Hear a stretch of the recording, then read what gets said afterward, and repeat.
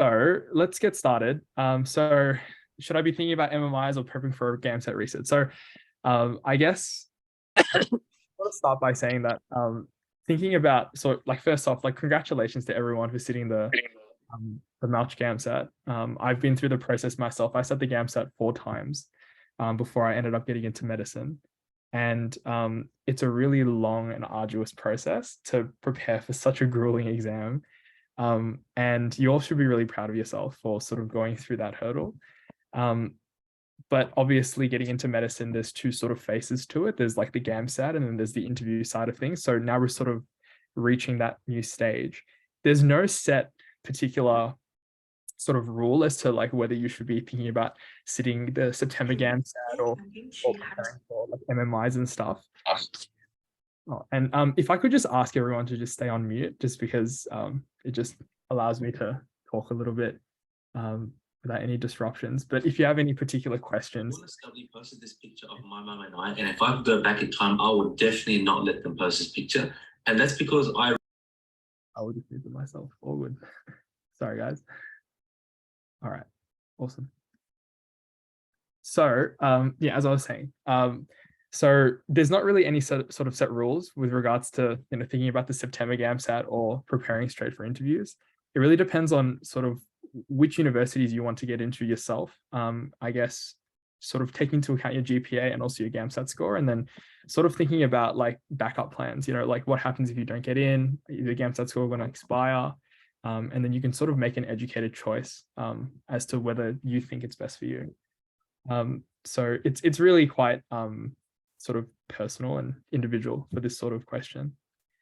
But let's just talk about our journey today. So today we're going to be talking about the basics of the CASPer and portfolios, and then I guess what application related things exist in 2023, and then I guess give you a bit of an introduction about FIT, and then whether it's actually going to be beneficial for you, and also whether you should be thinking about interviews right now or not, and then maybe what you can do to start thinking about it.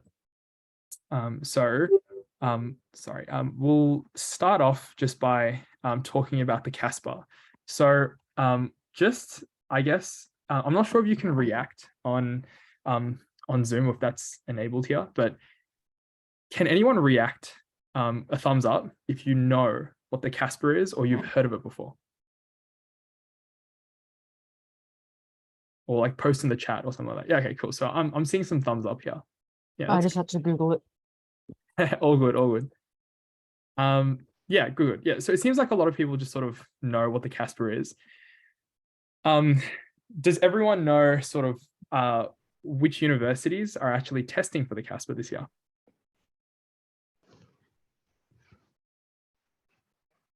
Yes, you can type it in the chat.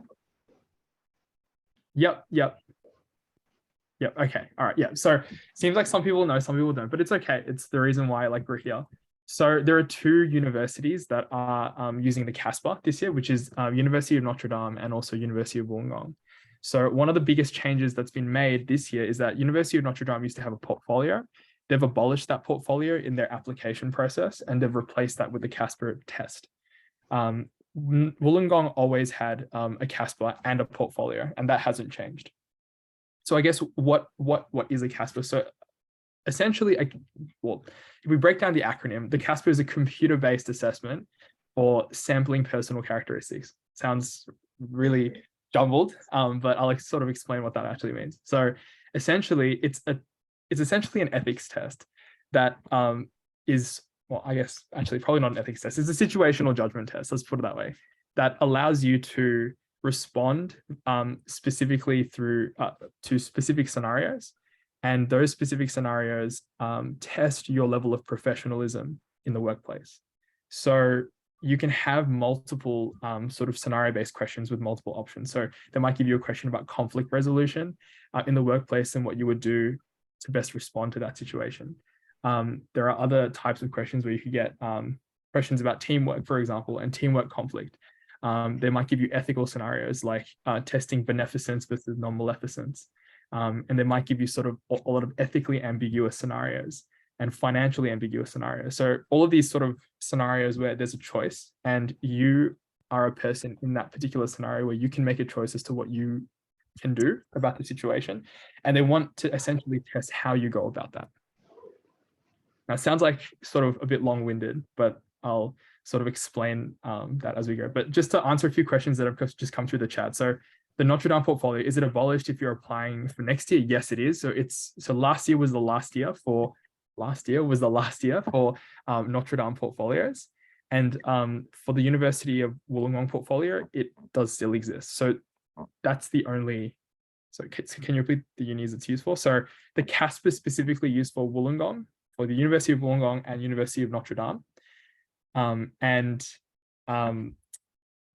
that's for the CASPer test. And for portfolios, it's only the University of Wollongong. Do we need to do a separate CASPer test for University of Wollongong and Notre Dame? So I believe it's the same test, but because this is the first year they're doing that, Notre Dame is doing CASPer tests. I'm not 100% sure, but I believe it would be the same because they do it on the same platform. But I'll sort of get onto that a little bit more. Let me just sort of finish what I'm explaining about the sort of like about the CASPer test first, and then I'll just get back into answering some more questions. So Yeah. One's not muted. You just, yeah, okay, all right. So so I guess like, so what's the CASPer testing for? So yeah, so as I said, like they're sort of testing your ability to make effective and ethical decisions in the workplace.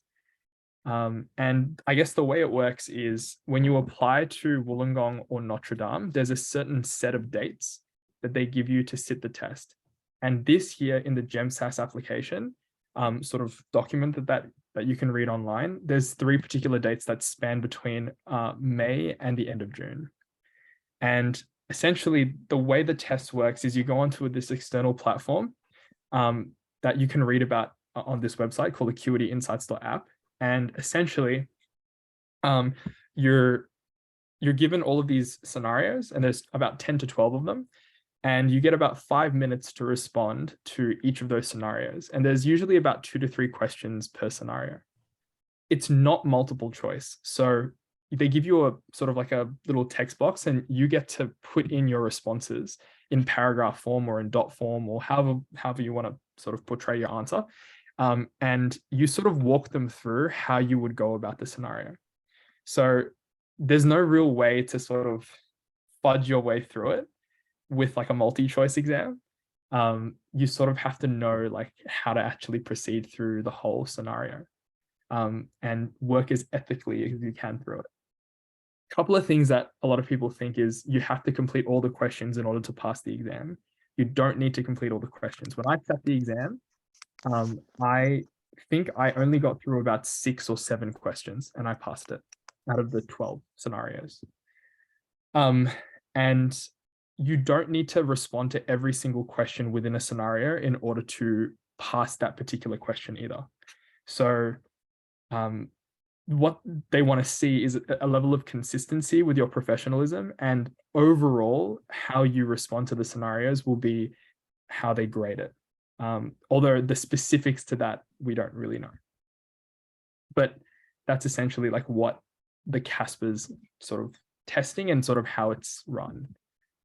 I've read on the website they've added a video response section as well. Yes, that is also correct. So they have 2 types of sort of scenarios that they give you. The first type of scenario is a word-based scenario where they give you a paragraph of text to respond to.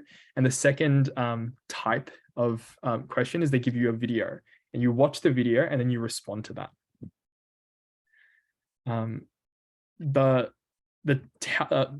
The time limit for the test is I think it's about 100 minutes, something like that. Yeah. And what's the pass mark? And I guess the pass mark is really dependent on sort of like I'm pretty sure Wollongong and Notre Dame sort of determine what the pass mark is, and all you have to do is pass. That's all. We have to book for the CASPer ourselves. So what happens is when you put Notre Dame or Wollongong or both in your application for GEMSAS, they'll send you a separate email saying you need to book the CASPer. These are the dates that are available. please choose one of these dates. Yeah. No, they don't. And they don't offer sort of, they don't offer you the spot when you apply for the university. You have to book yourself, and it costs about $80 to book for it as well. So there is a financial cost to it. Yeah. Okay. It seems like I'm getting a lot of questions. All right. Okay. I'll just go one by one. Can you wait until you get your GAMSAT results to book a CASPer test? You would get your GAMSAT results, I believe. I'm not sure, actually. That's a good question. That question I think is probably best forwarded to the admin Fraser's email, which I'll actually link here. But my understanding of it is you don't need to have a GAMSAT score. You have to have a valid GAMSAT ID, and then you can book the CASPer. And then, because you have to finish your application before you get your GAMSAT score back anyway. So yeah, that's my understanding of it. Do they rank you based on your score or any pass fail? I believe it's pass fail. Is it better to go dot points or word form? So personally, I would go dot points just because I think going full worded form takes a long time. But that's only my personal opinion. Late May, which is very close to GEMS. That's closing. I wouldn't wait that long. Yeah, that's true. In terms of like the weightings, I believe you have to pass in order to proceed to the next stage of the application. So for example, if you fail the CASPer, you can't get an interview at UND or University of Wollongong. They won't allow you to get the interview, I believe. Does it matter which get? Okay, all right. There's a lot of questions here, but you know what? Actually, I'll just sort of take a break from answering questions and just go back to sort of explaining a few things. Maybe what I explained might answer your question. So, I guess, so a few other things that you should probably know about the test. So as I mentioned before, there's a fee that is attached to it. So it's $80, I believe, to sit the exam. So obviously there is a financial cost if you guys care about that. In terms of how you can best prepare for it, which is a really common question that I get from a lot of students. And one thing that I sort of recommend you guys to do is firstly to read the information that's given on the website. So go to this website, acuityinsights.app, and just read about what the CASPer is about. Second thing that I think you should do is I think you should go onto our Fraser's page and read one of the articles that we have about the CASPer, just to get a bit more insight as to what the CASPer is about. Then the last thing that I probably would do is try and think about, firstly, like whether you actually want to sit it or not. And then if you do want to sit it, try to find some external resources to supplement your knowledge in professional scenarios. Because the thing is, being professional is obviously an incredibly important aspect of medicine. It's probably the most important aspect. And the reason why they're testing this particular skill is because when you're thrust into the medical workplace, you're going to be sort of faced with a lot of very difficult situations. And you need to know how to appropriately respond to them. Now, in your minds, you might think to yourself, oh, look, I know how to sort of respond to this, but being able to portray what you're thinking on the page is also another skill to have. And knowing sort of the things to say and yeah, well, of course, yeah. I agree that professionalism is critically important for all professions too, of course, but specifically for medicine, it's like something that they directly test in the interview, as well as this test. So one thing that I recommend you guys to do is to think about if you need some external resources, think about reaching out to some friends, potentially some past students that you know have sat the particular test, and try and ask them for a bit of help, maybe run through some scenarios with them. And then if you really feel like you need some additional help, Fraser's has a lot of fantastic resources. So things like our own interview prep, our own interview course. We also run specific CASPer related tests as well, that are specific to the exam that you might sit. And that can also really help you develop that sort of way to portray those thoughts onto the page, and also how to develop sort of a sense of professionalism when you're answering questions. So that's pretty much like my whole spiel about the CASPer. I personally think that it is possible to prepare for this. I personally didn't when I sat my CASPer, but I think that I would have definitely benefited from preparation myself. So that's sort of, yeah, that's my sort of 2 cents on this particular examination, especially considering it's quite new to UND as well. This is the first year that they're doing it, so I'm not really too sure how it's going to affect sort of applications and sort of like, I guess, rates of admission. But considering that it is 30% weighted for UND, it's relatively important. So to answer a few questions here that I've seen a few times. So can we do it multiple times or just once this year? So you can only do it once. The portfolio templates on it. Okay, so that's all right.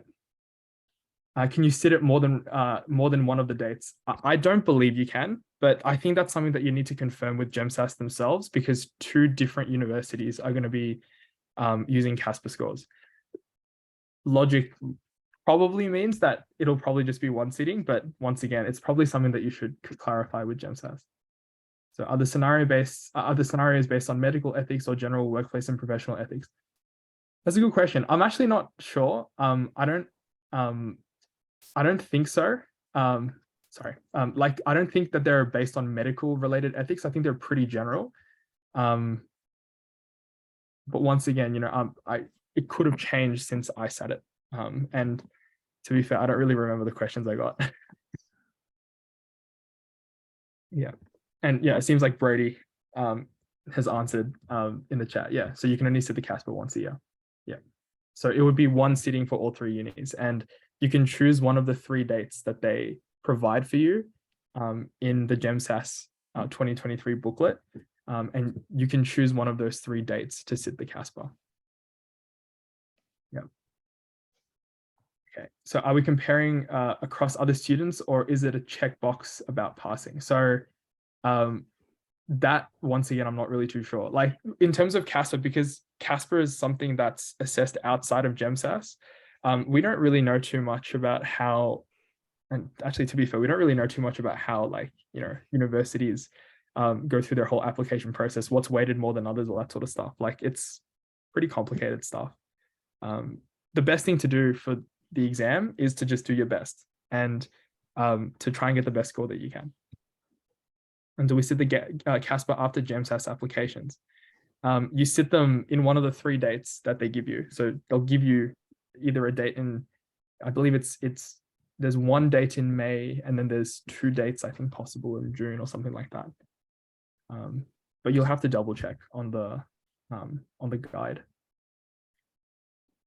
Do year 12 marks have an impact on applications? For postgraduate medicine, they don't.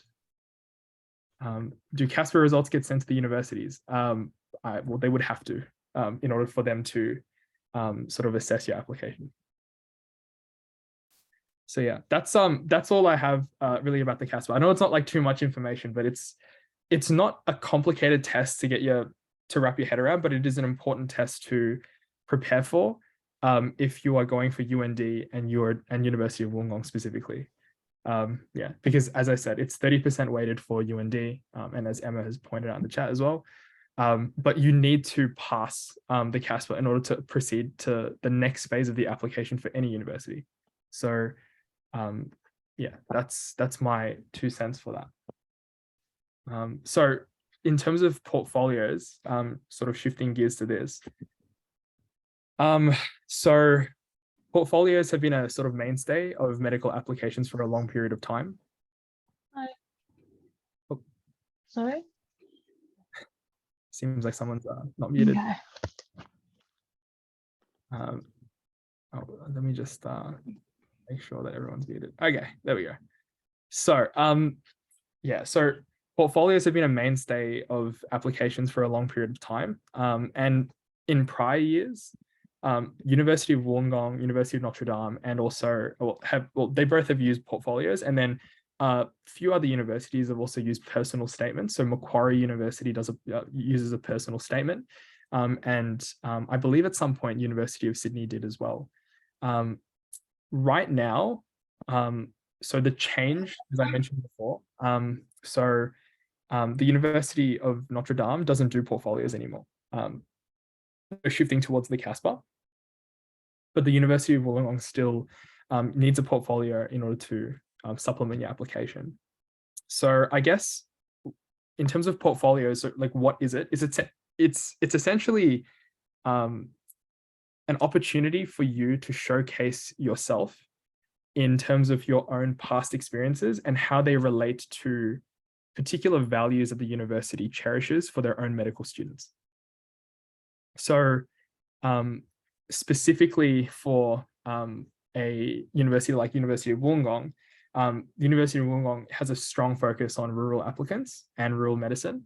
And they have also a big emphasis on like achievements, leadership, teamwork, service ethic, and commitment to rural and remote communities. And essentially, when you do your portfolio, there's a template that they give you on GEMSAS, and they have headings for each of those, for each section of that template. So the headings are leadership, capacity to work for others, capacity to work with others, service ethic, diversity of experience, high level of performance in an area of human endeavor, academic experiences, and admissions, rural residency and schooling.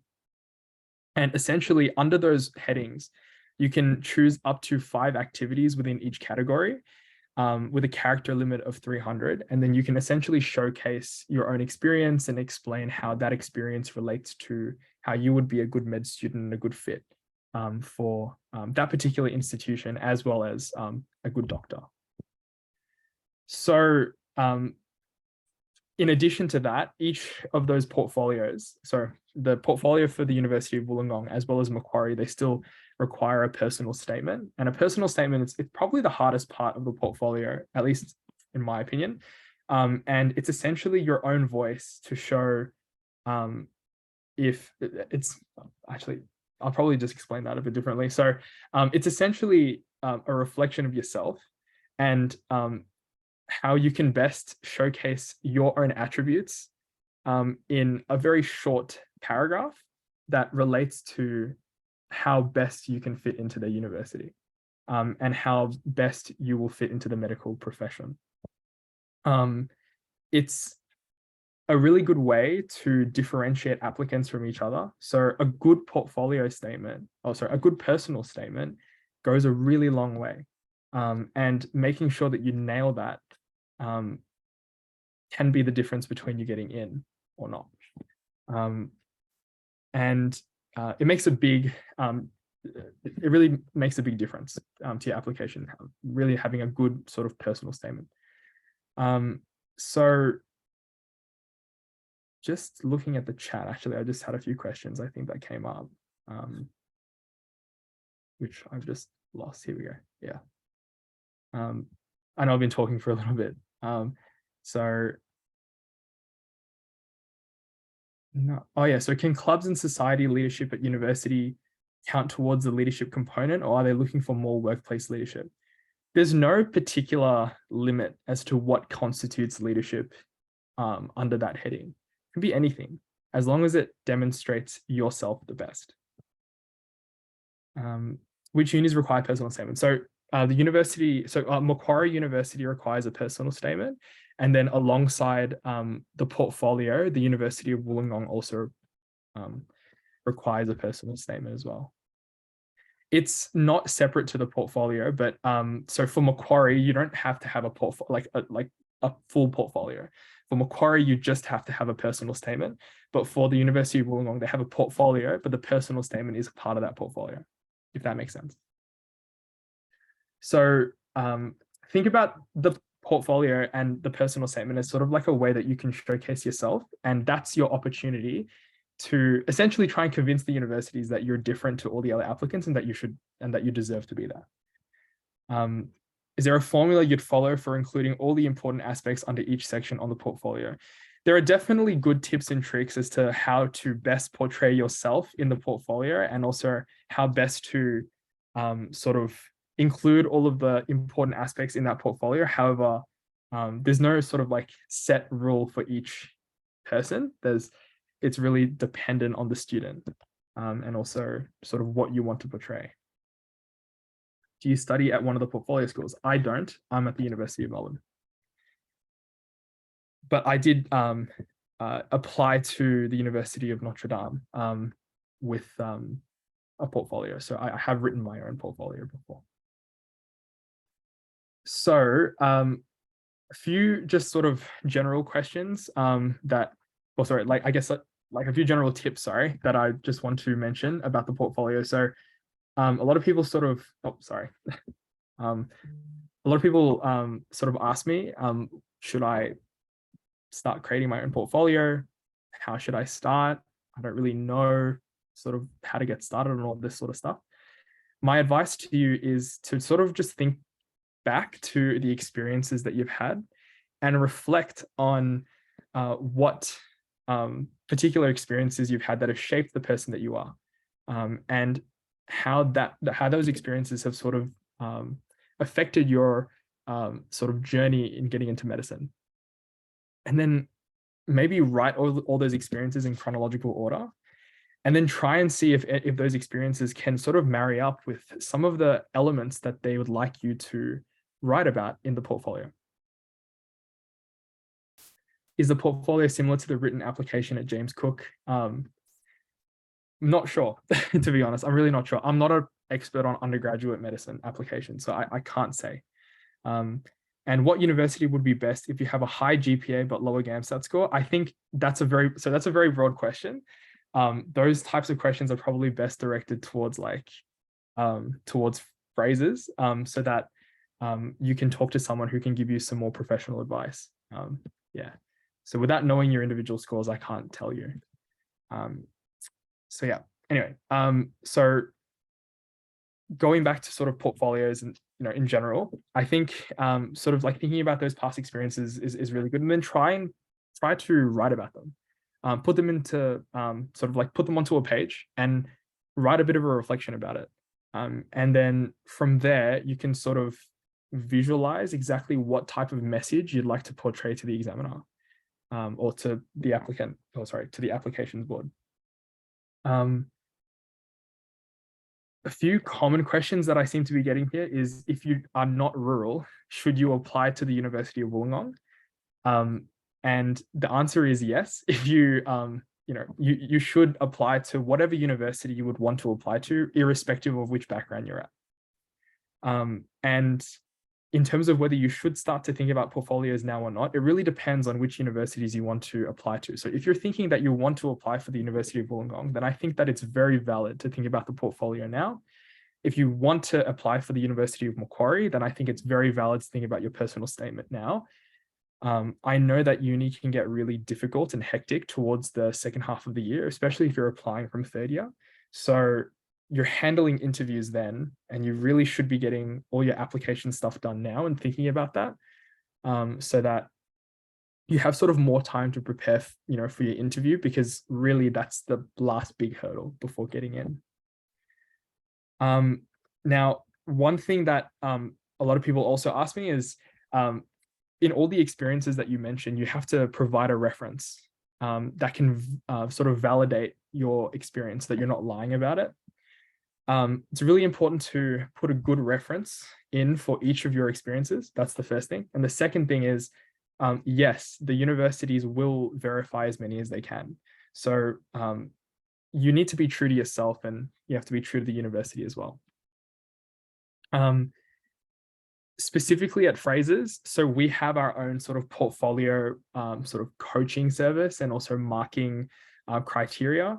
And we've sort of identified some key values in adopting sort of like a checklist to approach particular sort of portfolios, and we can definitely sort of assist anyone in getting into in creating your own portfolio, essentially.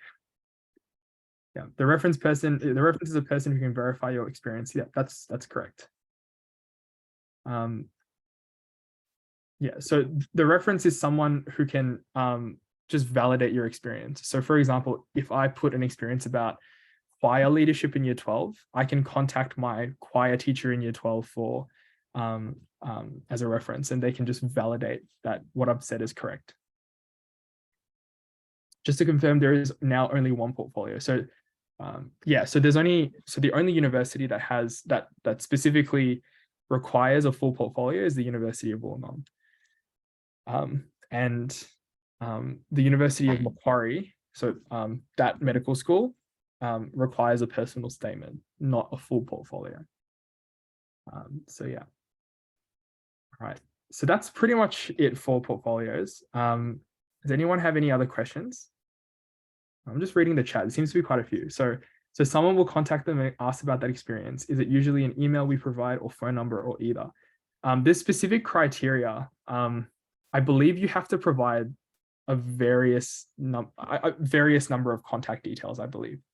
And they'll essentially just contact them directly.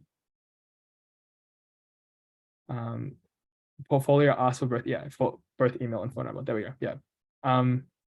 How many places are on offer at both your, yeah. So that question is best, you should just look at the GAMSAT website or their websites, because that information is public. Yeah. Cool. So that's pretty much all I've got for portfolios. It's something that, once again, you should be thinking about this if you're wanting to apply for one of for the University of Wollongong, and also if you're planning on applying for Macquarie University, you should also be thinking about it as well, just because you need to write your own personal statement. So I guess let's just go through just really quickly about like sort of currently in the season, what should you be thinking about right now? So you've just been through the GAMSAT. Now we're sort of in the midst of applications. And then after this, we just head into interviews. So in my opinion, I think that this particular time of applications is probably the most enjoyable time, because it's like you get an opportunity to sort of sit back and assess everything that's happened and pick whichever university you'd like to apply to and then plan for that. And it's pretty exciting, in my opinion. So with regards to sort of how I think you should go about that is firstly, be critical with yourself. So reflect on your own scores and sort of think about what universities you want to get into, and then whether your scores might be good enough or not. You need to be practical with those sort of conversations with yourself. Familiarize yourself with all the different details in the GEMSAS study guide for 2023 applications. So you can find that on the GEMSAS website. I believe all the information is already up, and just try and read through like what the admission process for each university is and understand what they're looking for. Because different universities will require different things, and they have different weightings for the interview, for GAMSAT, and for CASPer, for example. Look at the prerequisites. So there are some universities that require prerequisites to get into medicine. I believe that for some universities, those prerequisites have also changed over time. So it's good to sort of see exactly what's available. It's also really good to find out what benefits and bonuses you can get. So for example, I know for Deakin University, they have particular bonuses that they give you as percentages, depending on what type of experience that you've had in the workplace, and also what prior experience you've had in a rural area. Sorry. And then also it's sort of like new changes in 2023. So try and figure out what's been different, and really that's sort of coming down to like the portfolio differences and also the CASPer differences that I've alluded to earlier. And then from there, try and like create a list of universities that you really want to get into, and which universities are that you think are relatively feasible, to try and sort of plan yourself and try and attack it in a way that's feasible. So once again, just looking here at sort of some of the questions that have come in. So is there a minimum requirement for the number of references I need to put? All the information for that will be in the GEMSAT study guide. I'm not 100% sure because these particular requirements do change subtly every year. So it's really important that you check and you read that guide. Just a question not related to the current topic. How do we apply for CSP or BMP and how does that work? Okay, so for that, what happens is when you go through your GEMSAT application, there will be a particular box that you tick where you would apply for CSP or BMP or both. And you essentially tick a box and that'll sort of declare as to whether you want one particular spot or not. And just a side note for everyone, like some people might have questions about BMP and all that sort of stuff, like BMP and CSP, like they're, you know, there's nothing bad about BMP. I know there's like a misconception out there. I think if you have your own concerns, you should, you know, ask people about it and talk to someone. With the removal of portfolios for UND, do you expect there to be an increase in GPA and GAMSAT scores for interviews, as UND used to take lower scores compared to non-portfolio unis? That's a really good question. Hard to say. Yeah, really, really hard to say. Because we don't know what the effect the CASPer is going to have on the level of scores. So we'll have to see after this year. It's an option in GEMSAT. Yep. Yeah, that's fine. Can we start GEMSAT applications before GAMSAT results come out? Yes. Are the only changes CASPer for UND and GAMSAT scores lasting 4 years now instead of 2? So yeah, the only changes are CASPer's, but yeah, are CASPer for UND, and then yeah, the GAMSAT scores do last for longer. We can put a maximum of 6 universities. Yes, you can put a maximum of 6. And I highly recommend you to put 6. Do we need to apply for extra stuff as well other than GEMSAT applications for CSP or BMP after we tick the box off? I don't believe so. Any tips for how to preference universities? Can we change as offer rounds go out? Good question. I probably can't answer this question though, just because in terms of preferencing universities, that's dependent on you know, what scores you have and sort of which universities you want to get into or not. So there is sort of a strategy behind that as well. And can we change as offers round as can you change them as offers come out? No.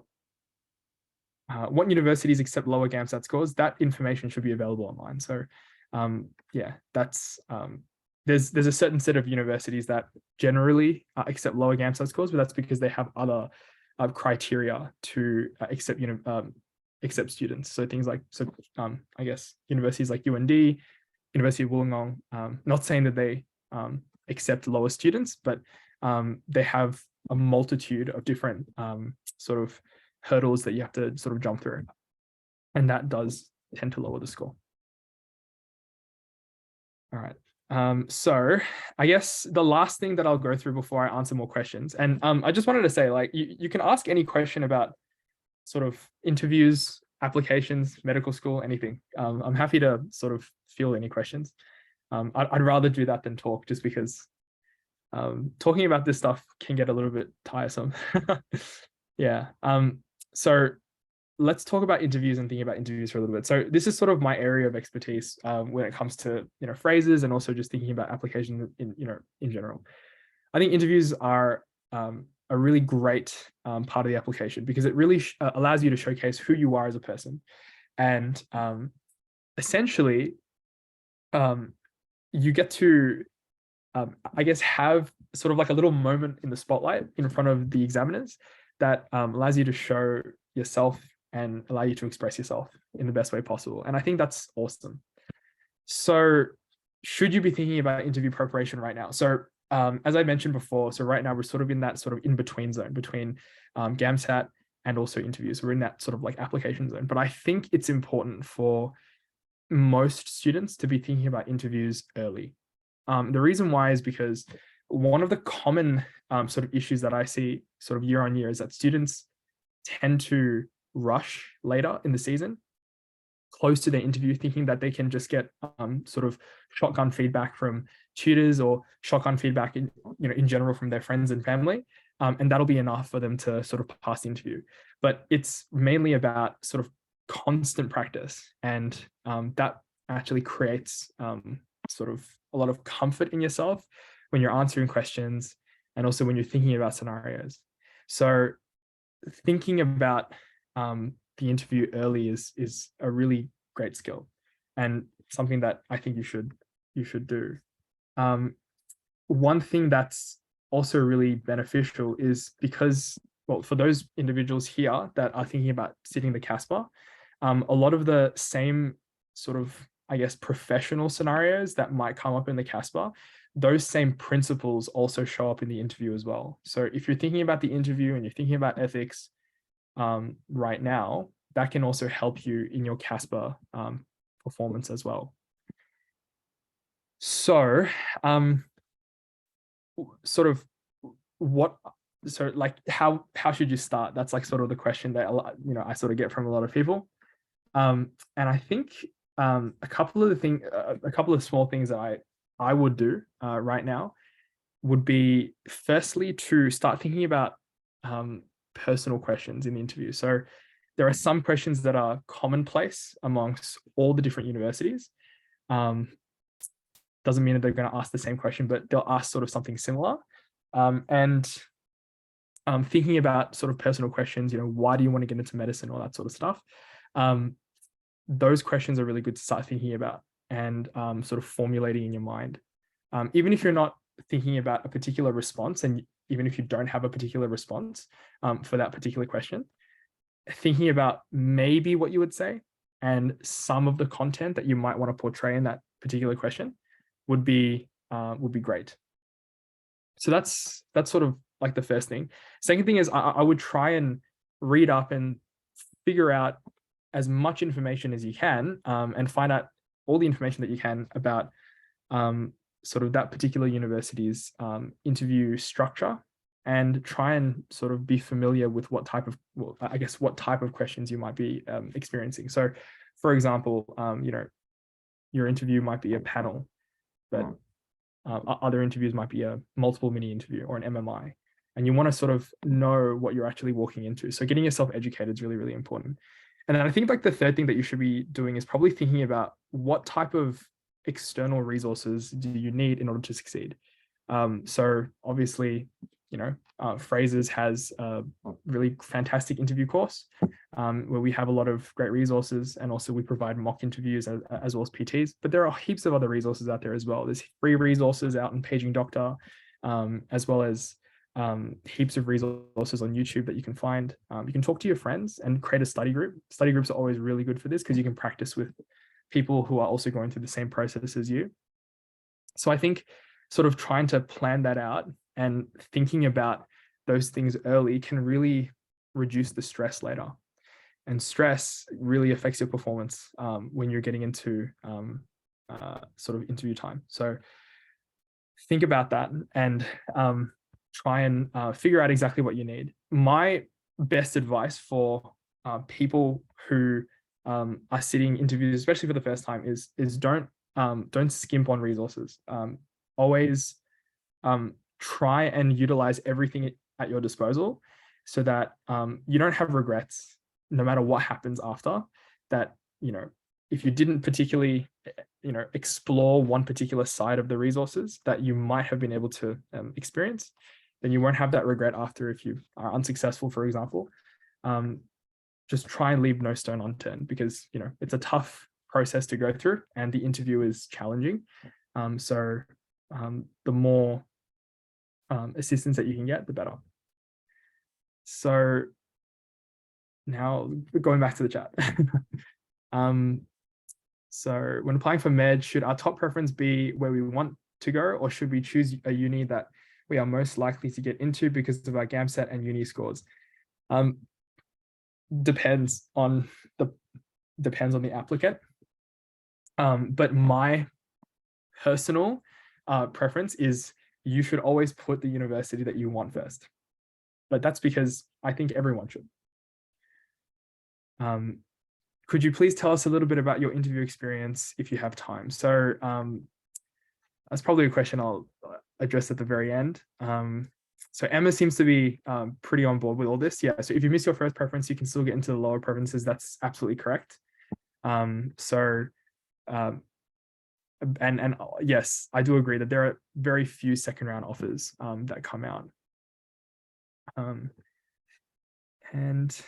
Yep, med is already difficult enough without seeking as much support as possible. I completely agree with you. Yeah, so yeah, probably the best thing that that I did was I pretty much left no stone unturned when I did my interview prep. And I'm sure you can tell probably just by the way I'm sort of speaking. You know, I had a big sort of fear of public speaking when I was younger. So sort of the interview was quite daunting for me. You know, having the ability to sort of get a bit of assistance with that was always was something that I was really happy with. So in terms of talking about my own interview experience, I guess, yeah, so I interviewed at the University of Melbourne, and I practiced with a group of 3 friends. I read all of I pretty much read all the resources that I needed to about 3 months prior to my actual interview. And I pretty much spent about 3 months preparing. And that really helped me because by the time I got to mock interviews, I was pretty much treating each mock interview as an actual like practice of the real, of the real thing. I wasn't learning how to respond to particular stations at that time. And I was sort of finalizing my responses and sort of adjusting sort of some of the things that I wanted to say. And I think that's a really good way of going through it. So like mock interviews is something that particularly we provide at Frasers. So I went through the Frasers program as well, and I found a great benefit from it. And essentially mock interviews are simulations of the real thing that you go through sort of before your actual exam. So a few other questions. So what external resources did you use? So some of the external resources that I use, so I used the Frasers free atlas. That was a really good starting resource for interviews. I sort of read through like all the different free things that Frasers provided, including all their articles about all the different universities. I also looked at Paging Doctor to sort of look at what questions, I guess like what were common questions for each university. And also it allowed me to sort of ask questions about sort of what values each university has. And I guess that really helped me with my own preparation. Other than that, I just sort of, I looked on YouTube. There are some really nice like resources with sort of practice medical interviews. And those are the ones that sort of come from the UK, and they sort of have this medical student in front of you and they actually give like a full response, like a practice response. So I just wanted to see how people sort of went about it. And that gave me like a good idea as to how I should be trying to look at my responses as well. So do we need to attend one in-person interview for each university? No. So each university, so like when you go through the GAMSAT process, you only get one interview, and that one interview is looked at by like all the different universities as well. So I know some students who interviewed at, for example, the University of Melbourne, but then they got into Deakin University because Deakin was like their second preference. And then some universities do their interviews online, and some universities do their interviews in person. So it really depends on the institution that you're applying to. So which uni am I studying at? I'm studying at the University of Melbourne. And do you have to apply for non-medical degrees requiring GAMSAT through GEMSAS as well? Well, it depends. Like, I mean, optometry and dentistry are the only other two non-med degrees that I know that you have to go through GEMSAS for. That's about it. So yeah, I guess sort of, I know I've been answering pretty much all your questions now, but I guess the biggest takeaways from this quick webinar are, I guess, the changes in CASPer and the portfolio. So remember that UND isn't doing a portfolio anymore, but they're doing a CASPer and it's weighted at 30%. And think about sort of where you're at with your applications right now and try and determine which universities you want to apply for. And from there, you can sort of think about whether it's whether the CASPer is something that you want to be preparing for, or potentially a portfolio being something that you want to actually write. And then from there, try and start thinking about how you're going to go about it. And in terms of interviews, I would say think about interviews right now. Start reading up about different universities and trying to sort of gather all your resources that you can. But the biggest thing, in my opinion, is don't leave any stone unturned. When you're applying for medicine, it's a marathon, and you really need all the resources that you can get. And you don't really want to be regretting later on that you sort of didn't look at a particular resource, even if it's something that's paid. So consider the help that you need and try and seek that help out. So yeah. Just we're almost done today, but I'm happy to answer a few other questions if you'd like to put it into the chat. So I've got a few questions here. So once we put our preferences, are we allowed to add new preferences later on, or is it set in stone once you submit the GEMSAS application? Once you submit your application, that's it. You can't change them. Yeah.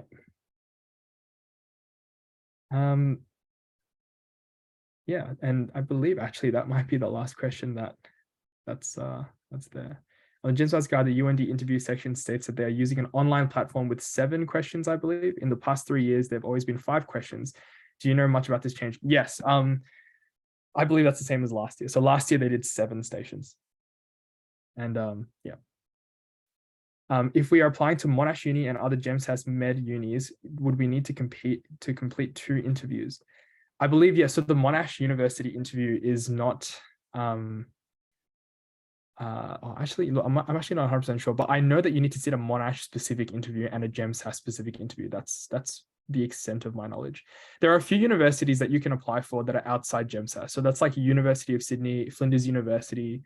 Monash is a completely separate process, I believe, and then there's GEMSAT. So you can essentially sit you can basically effectively sit 4 postgraduate universities, one for Flinders, one for, well, actually no, the University of Sydney didn't do interviews last year, but Flinders, a GEMSAT one, and then a Monash one. So that's 3. Does anyone understand how UQ calculates their GPA? I've done an embedded honors degree, and it's quite unclear how this stands regarding their assessment. Yeah, I'm not sure about that one. Sorry. Yeah. So yeah, if there's no other questions, I'm sort of happy to leave it there. Hopefully that was it would be useful to email GEMSAT. Yeah. I'll just sort of leave it there. Thanks so much for sort of coming around for this one. Sorry it was a bit disjointed, but yeah, good luck for your future applications and also for your I guess the rest of your med journey, and hopefully I'll see some of you at some point in the future. Okay.